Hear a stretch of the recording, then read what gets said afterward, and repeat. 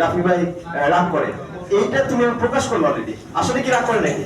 না, আমি ওরকম ভাবে নেগেটিভ ভাবে বলিনি যে রাগ করে।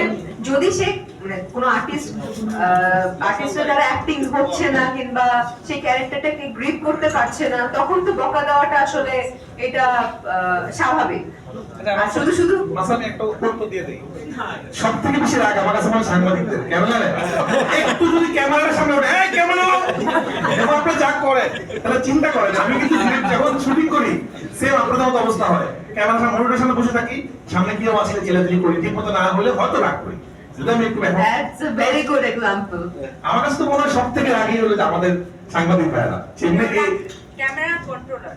হ্যাঁ, কিছু করার নেই আসলে, কারো কিছু করার নেই, সবার এটা দায়িত্ব। কিন্তু প্রতিটা প্রেস কনফারেন্সে একটা জিনিস কমন, সামনে কিছু লোক চলে আসবে, এদিকে বসানোর জন্য পিছনের লোকটা চিল্লাচিল্লি করবে। সেম, আমরা একই ফ্যামিলির ভাই, একই রক্ত, আমাদের রাগ থাকবে।